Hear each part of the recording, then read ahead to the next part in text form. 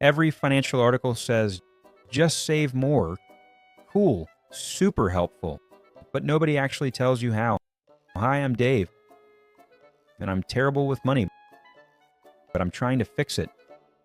For years, I read the same money advice over and over again. Spend less, cut lattes, save more, be disciplined.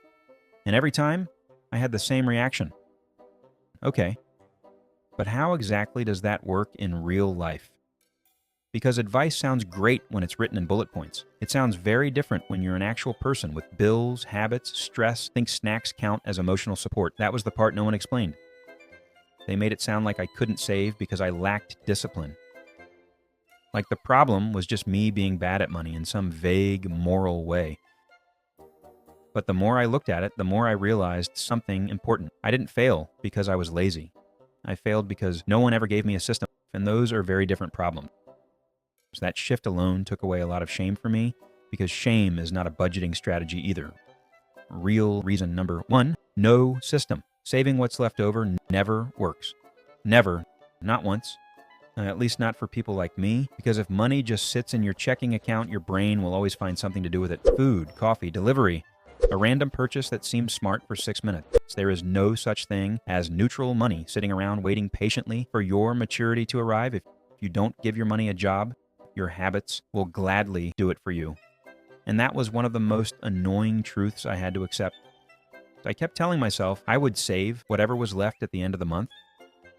That sounded responsible, mature even. The problem was there was never anything left. Not because I was buying yachts, because life expanded to fill the space, little things, daily things, just this once things.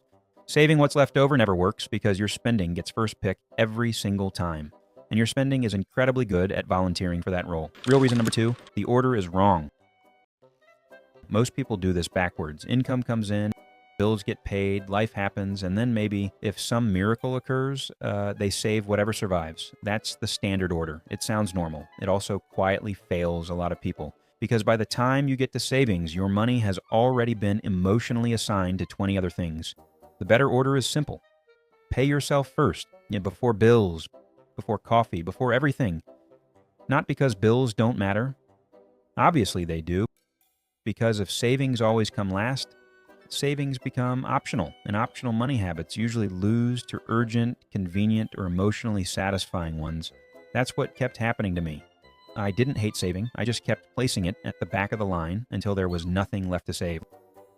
Let's say you get paid $2,000.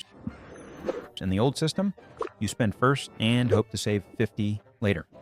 In the new system, $50 moves first. Then you build the rest of the month around what remains. That sounds small, but psychologically, it changes everything.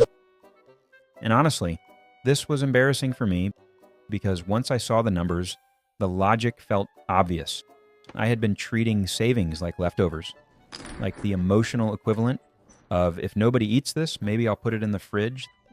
That is not a strategy. That is financial wishful thinking. And wishful thinking is not a budget method, no matter how politely I tried to frame it. I was basically asking my future to depend on whatever my habits accidentally failed to consume. Real reason number three, the goal is too vague. Save money is not a goal. $1,000 by March is a goal. Trip fund by summer is a goal. Emergency fund is a goal. Your brain does not respond well to blurry instructions. Mine definitely doesn't. If the goal is vague, the motivation gets vague too. And vague goals lose very quickly to clear pleasures like takeout, coffee, and buying things online because the day was annoying. That difference matters more than people think.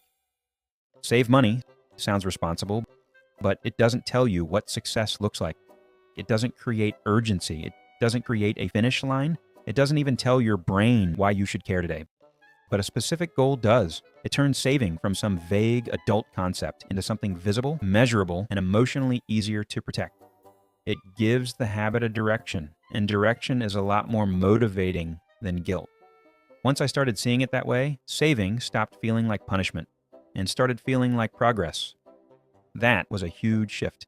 I wasn't giving money away to some boring future version of me. I was building something specific, a buffer, a trip, a little breathing room, a reason not to panic every time life did something expensive and annoying. The name matters, the target matters, the clarity matters.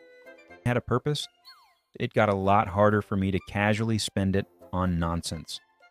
Which leads to the solution that actually made sense to me. Automation. Automate it. Your future self will thank you.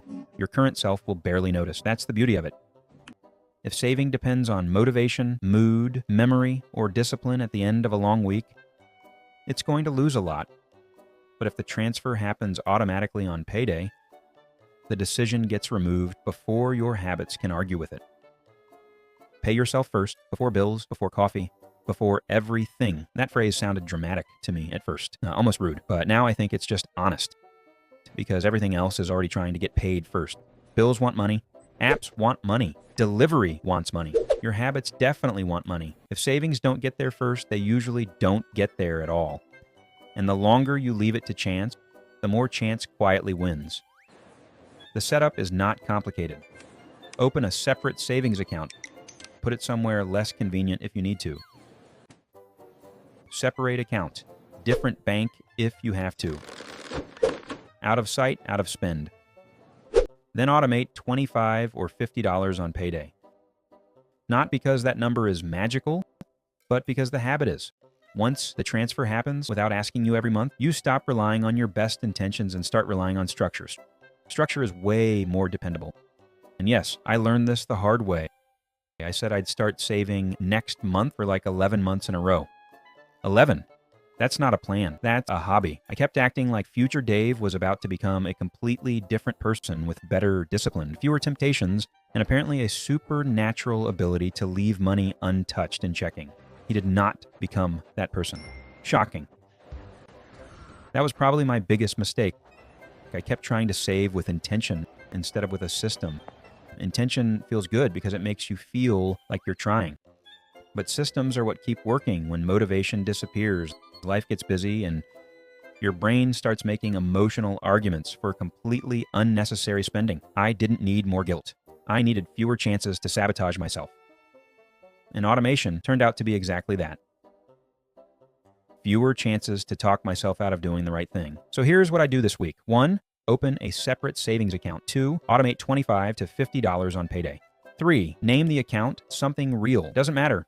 The name creates meaning, makes the habit easier to defend when your spending brain starts negotiating. And once that setup is done, you stop restarting every month from zero. Because that's the real reason most people can't save. It's not always salary. A lot of the time, it's order, system, and clarity. Once those change, saving stops feeling impossible and starts feeling mechanical. And that's a good thing. Mechanical is how habits survive real life. If nobody ever explained that to you, that's not a personal failure. That's a missing instruction manual. But now you can build one. If this helped, subscribe and hit like. I'll see you in the next one.